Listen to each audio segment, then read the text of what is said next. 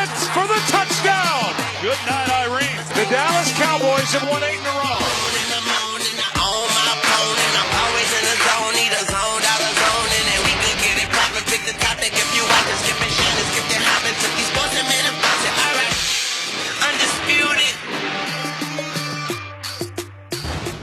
Welcome to Undisputed. We're live from Los Angeles, and I'm Joy Taylor here with Skip Bayless and Shannon Sharp. Good morning, guys. Good morning, Joy. How are you? How was the weekend? It's very good. Very great weekend. Good. Skip. Just another routine day here on Undisputed. How are you, Joy? Let me fist bump with you. And allow me to say, how about them Dallas Cowboys? Yeah. How about them Cowboys? I gotta hug you. Can you hug me? Thank you. I'd hug you, but you don't deserve it. You don't believe in them.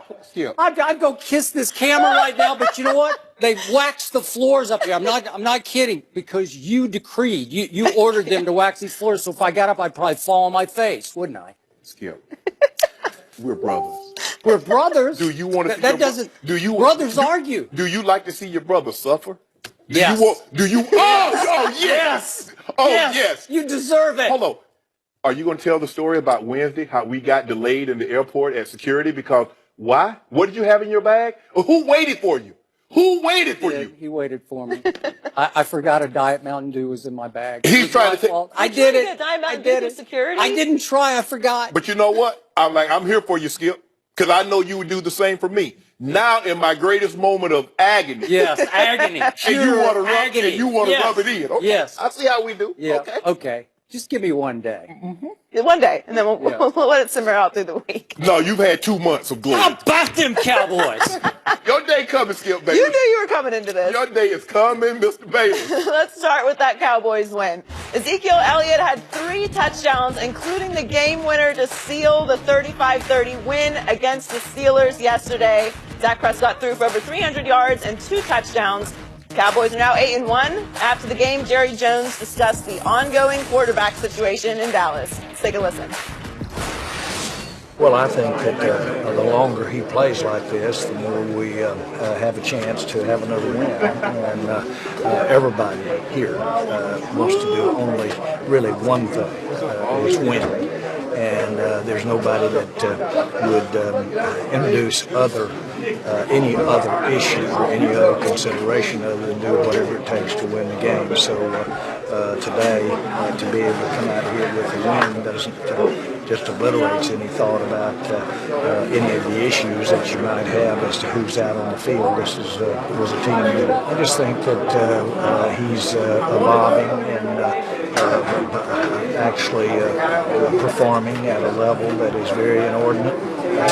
This 8 wins is inordinate for our team, and so everybody recognizes that. Jerry also said, quote, Dak's got a hot hand and we're going to go with it.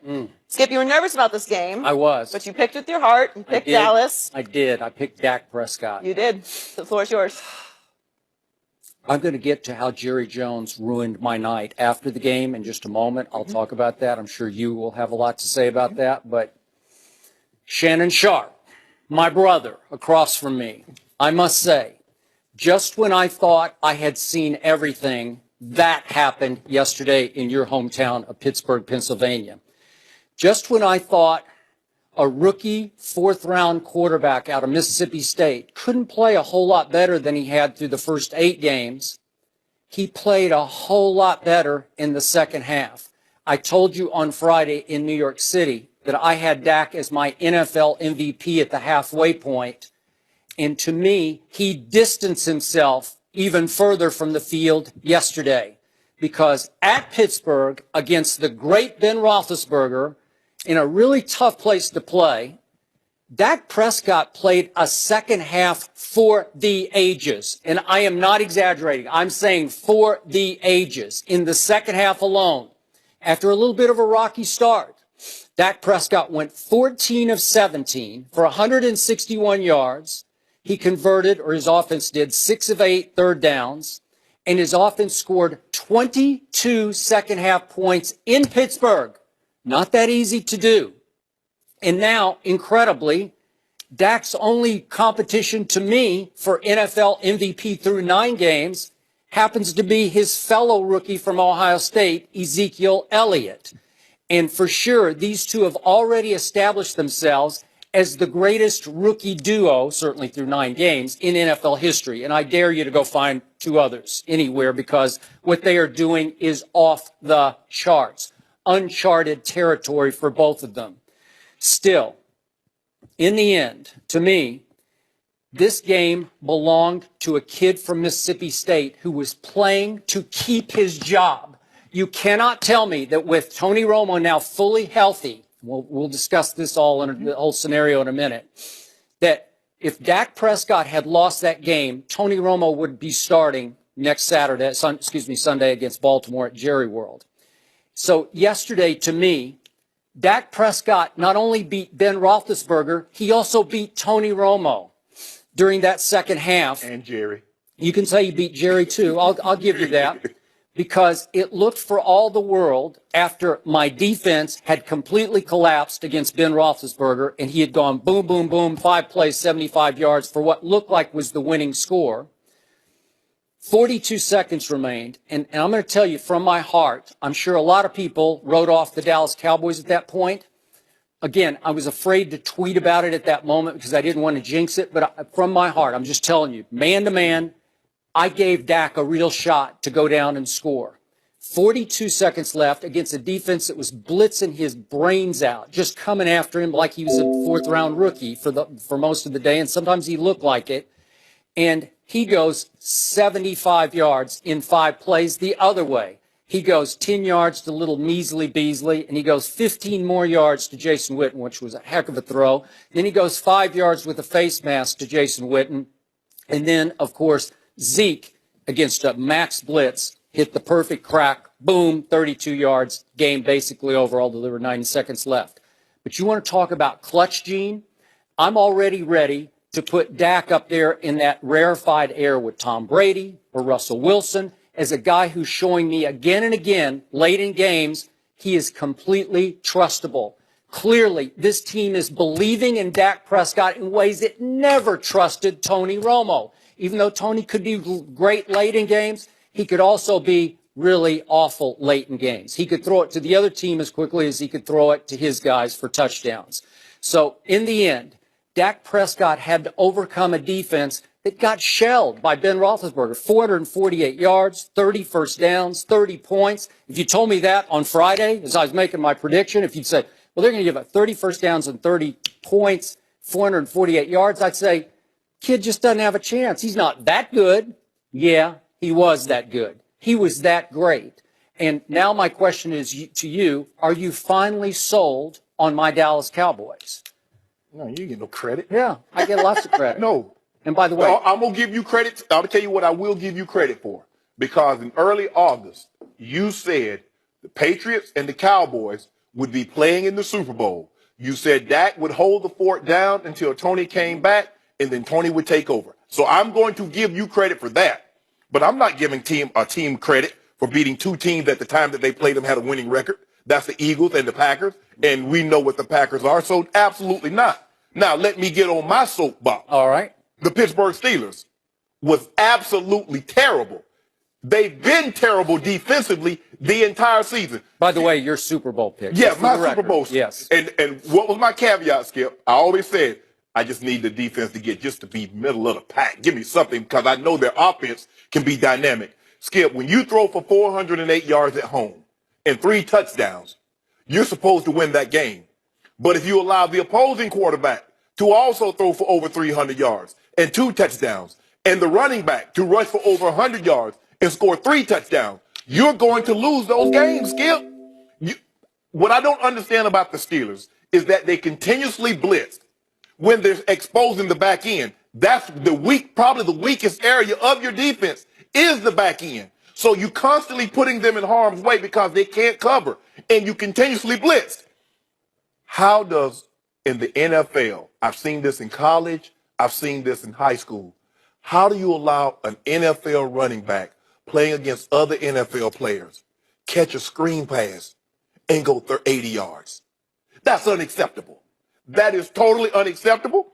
Mike Tomlin, what happened, Skip? And we've seen this now. Last year, they went for 2-point conversions a lot. This year, we've only seen it a handful of times. But what happens if Off the first score, you off mean. the first score? Yep. But what happens if you don't get it? You have to chase those points for the rest of the day. They chased all day. And they were 0 for 4 Yep. on 2-point conversion. Skip. And when it came down, when the rubber met the road, on a third down, the Steelers have the perfect defense called. And all you have to do, and what Big Ben and Mike Tomlin was talking about, was responsibility, doing your job, and accountability. I can't illustrate it any clearer than what we're about to show you on television. And this is the difference between winning and losing football games in the National Football League. On this third down touchdown run by Zeke Elliott. Can we get that up, please? Please, I just got to show the people at home. Now, what we got, Skip, the teacher has given you the answer to the test. Jarvis Jones has got to cross Escobar's face. Yep. Because they want him to, however you want to dress it. You want to say you want him to spill, you want him to bubble, but you got to cross his face because you know why, Skip? The cornerback is coming. They got a cat call. Look at the cornerback. Yep. So if he crosses his face, that crease is not there. Ezekiel Elliott will have to bubble or spill the play right into the cornerback that's blitzing. Look at this, Skip. Now, the corner can't go right now because what if Dak fakes it and throws it to dead? See, the safety was coming over just in case it was a pass. Jarvis Jones, not only you didn't do your job, Skip, they cheated it. They told him to line up inside shade of Escobar to get across his face. They did. So now all you have to do is do your job. They line you up in an inside shade. When I played early in my career, we called that Indian or bullets because the guy's inside shade, you know he's going to cross your face. The best you could hope for is that you hope Escobar washes you down, that hold is closed, Zeke bounces the ball right into the corner. Now you're going to ask the most clutch kicker, as you say, to come on and have to kick a field goal. Which he would have, but that's okay. We'll never know. Yep. Because the guy hits his head on the goalpost because one guy did not do his responsibility. And at some point in time, what we've sat up here and done since I've been on this show with you, Skip Bayless, when a team struggles and the head coach side of the football, which he's known for, is struggling, we hold him accountable. Mike Tomlin is a defensive coach. Hot seat for Mike Tomlin? It should be. Ooh. He fired, There we go. 2 years ago, he fired Dick LeBeau because Dick LeBeau couldn't get it done. Yep. Now you tell me how Keith Butler still remains the head defensive coordinator with this unit. I figure Mike Tomlin's the defensive coordinator this year. Well, he should be held more accountable. Okay. So if that's the case, you throw for 400 plus yards, 3 touchdowns, and you give up 35 points, that's unacceptable. So no, I am not giving the Dallas Cowboys credit. They won. Zeke and Dak, they look like the real deal. Can I go to Jerry Jones right quick? I gotta let you go. You go ahead. I'm gonna follow you up. I'm gonna let you have this. This is your day. This is your quick moment. thought on the play in question, and you beautifully diagrammed for us what happened and didn't happen on that play. Yes. When you're hot, you're hot. When you're riding the momentum of unity and chemistry that Dak created from day one back in the preseason, then sometimes you get a little lucky in crucial moments because you believe good things are going to happen to you. That play in question could have been called to the right instead of the left. And if it goes to the right, I think he hits a brick wall and I think he goes nowhere. But he hit a crease that was left open by Jarvis Jones. It was just, he happened to hit the right place at the perfectly right time. Am I right about that? Absolutely and right. Nobody was left behind him. No. So once you hit the crease, and we see it happen against blitzes all the time, when you don't play your lanes, when you get out of Especially on short yardage. On short yardage. Yes. Then Zeke didn't do anything real special except he can just fly. Exploded through the hole. He just exploded. He hit the hole as hard as he could hit it, and nobody was home, and he hit his head on the goalpost, Yes. as you said. So sometimes when you're rolling, when you believe in your quarterback, these things start happening, and they keep happening, which brings me, if I can now, to my man Jerry Jones. Know him well. Participated in 3 books that I wrote in Dallas, Texas. Oh, Jerry. Come on, Jerry. And- Do you, Jerry? I need you, Jerry. I'm needing you more than ever now. Last night, I was outraged to the point of being sickened and saddened by what Jerry Jones said to the beat reporters, the media people in the locker room. I tweeted immediately after the game, now is the time for Jerry to step up and take charge of this situation and declare the competition over. He should have declared after this game, it's Dak Prescott's job with no strings attached, no caveats, no short leash through the end of the year. Tony Romo will be our backup quarterback going forward starting next Sunday. Yep. But instead, he said, and I quote, "We're going to let this decision make itself. Dak's got a hot hand, and we're going to go with it. ... if I may add, for one more game." That's basically what he's saying. That's what he's saying. And hot hand, a hot hand is 2 games worth. To me, that's where you just get hot for a couple of games.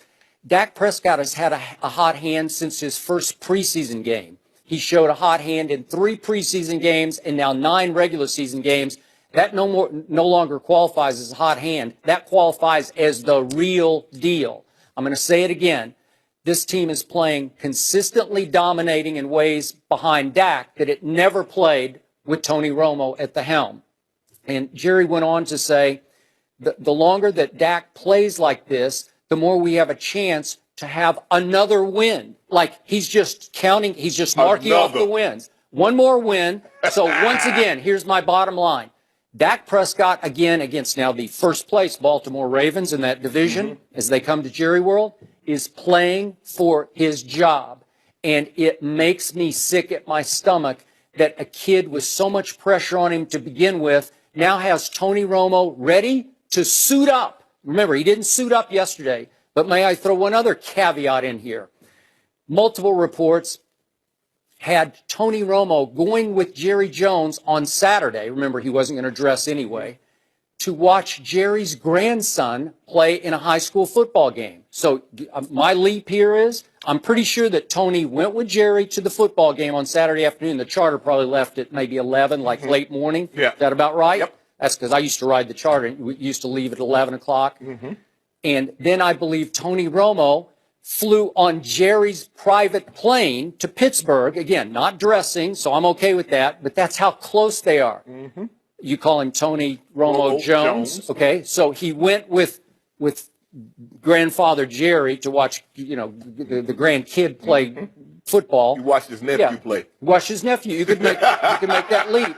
And that's horrifying to me that they are that close. Now, Stephen Jones says that Tony has made it clear to him, I'll be okay being the backup quarterback. Multiple other reports say he's having a tough time with this, and trust me, he has expressed his tough time to Jerry Jones. So it's one game at a time for Dak Prescott, who's only gotten the Dallas Cowboys to 8-1. So I'm going to sum this up with last year's, I said on Friday, 1-11 without Romo. This year, 8-1 without Romo. What's the difference? Obviously, Ezekiel Elliott. But mostly, it's because of the quarterback named Dak Prescott, who is being treated as unfairly as any rookie quarterback in the history of this league has been treated. How many times in Tony Romo's career have they won 8 consecutive games?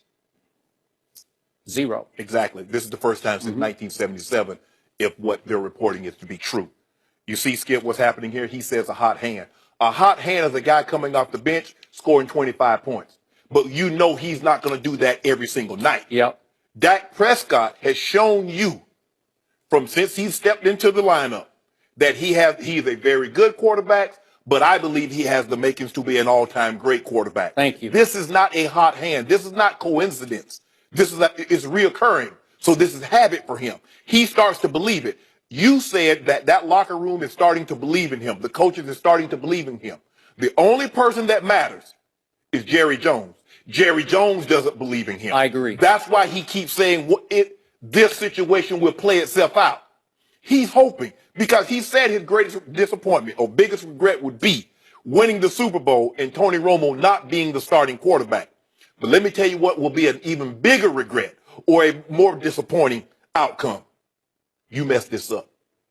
You messed this up by reinserting Tony Romo in this lineup, and this thing goes sideways. You'll never recapture it again. You would never regain. I agree. Hey, Jerry's your team. I'm sitting from a distance. I'm telling you what you're about to do. Because your love and affinity and infatuation for Tony Romo Jones is about to cost your team this season. Leave well enough alone. This young man is playing too well. Skip, he got a game-winning drive. And see, the thing is, Skip, he's not selling for field goal. He got Dan Bailey in field goal range. He went in overtime and got a touchdown. He's not putting it in Dan Baylor's hand. He drove him down the field, and Ezekiel Elliott hit a crease and gashed it. So he's getting touchdowns, not field goals now. Or cause you can say, well, all he did was the field goal kicker had a tough job. Oh, no, bro. He got them down into the end zone. Man, look here, Jerry. Do what you want to do. Seconds. Do what you want to do, Jerry. I would hate for you to do it, but then again, I just wouldn't need you to do. Don't do it in the regular season, Jerry. I need you to let Zeke go like 14-2 or 15-1, and then come playoffs in the divisional round. I need to see number 9 come out there on the field. Ooh, Skip, I'm gonna love this, Skip. I'm gonna love this. Gonna be a beautiful day. Dak Prescott was 42 seconds away from losing his job yesterday in Pittsburgh, and now he's a game away against Baltimore from losing his job again. Hey, Tony Romo will dress next Sunday. Skip, he's like he's a practice squad guy. He's week to week. Because we see practice squad guys, if you're not living up to it, it's like, this guy's not getting any better, or we think he's loafing. He's gone. So basically, your starting quarterback with 8 consecutive wins is playing for his job week to week. Beautiful, Jerry. Way to go. Such a sad ending. I know. A fun Such segment. a great. Well, that's how I felt last night. You want to talk about night. elation to deflation for me? Oh, it got even sadder. It got numb. even sadder last night for you, though. It got even sadder for you last night, Skip. Well, let's talk about Because that. the refs missed the call. Oh, no, don't do Coming that. up, Skip, don't do Here that. we go. Flag Here has we been go. thrown against Cam Yeah. Chancellor Yes. on this critical Yes. play last Yes. night. Skip and Shannon debate that next. Yes.